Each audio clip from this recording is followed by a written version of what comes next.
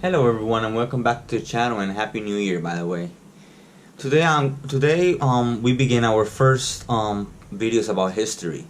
During the first 3 months of the channel we were talking about philosophy and spirituality. Now I want to go deeper into history, literature, and of course a little bit of philosophy because we have to analyze, what happened in the past. Hermes was the Greek god of wisdom. He was the son of Zeus in Greek mythology. Hermes is the Egyptian equivalent of the god of wisdom Thoth. During the 2nd century AD, a series of mysterious texts were discovered in Egypt. Now, these texts were originally written in ancient Greek language and Latin, which were the two languages that dominated at that time. On these texts, Hermes is teaching his disciples his wisdom, his philosophy, the nature of the world, and all of that metaphysical and very profound philosophy. Remember that the ancient Egyptians, even though they enslaved their people, they were actually a very religious culture. They took very seriously their divinity.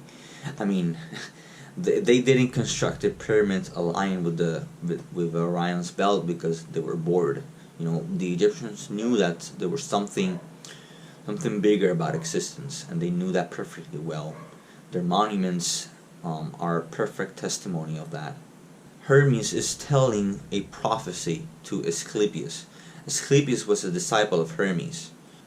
He's predicting a very horrifying future, although the text mentions specifically Egypt, but Egypt is a metaphor of the whole world. It says, Egypt is an image of the heavens, and the whole cosmos dwells here.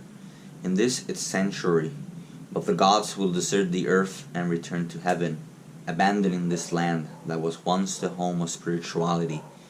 Egypt will be forsaken and desolate, bereft of the presence of the gods.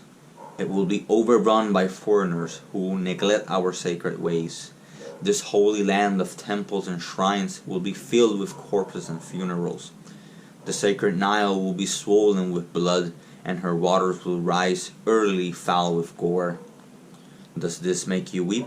There is more to follow.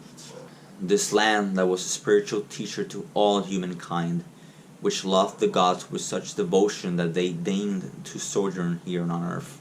This land will exceed all others in cruelty.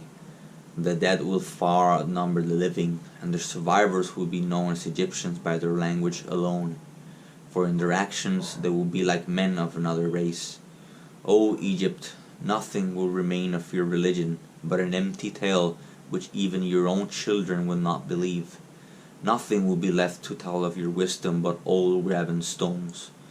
Men will be weary of life and will cease seeing the universe as worthy of reverent wonder.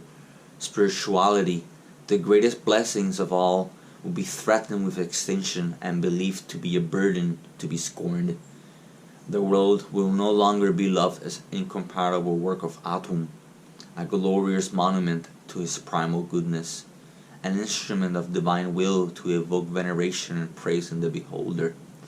Egypt will be widowed, every sacred voice will be silenced, darkness will be preferred to light, no eyes will raise to heaven, the pure will be thought insane, impure will be honored as wise.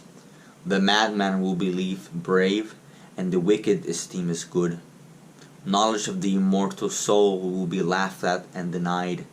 No reverent words worthy of heaven will be heard or believed. I, thrice great Hermes, the first of men to attain all knowledge, have inscribed the secrets of the gods in sacred symbols and holy hieroglyphs on these stone tablets which I have concealed for the future world that may seek our sacred wisdom. Through all-seeing mind, I myself have been the witness of the invisible things of heaven, and through contemplation come to knowledge of the truth. These knowing I have set down in these writings. In the book, it has a lot of the teachings of Hermes that he was teaching to his disciples. It's really interesting.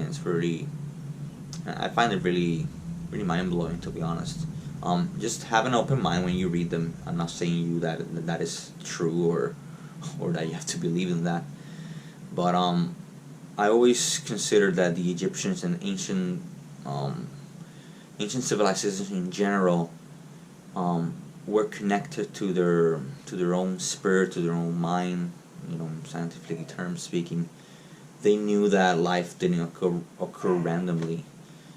I was one of those, to be honest, for many years. But and I think that ancient civilization knew way more about reality, about life than we actually do now. That's why all my spirituality I like to base it on very ancient ones.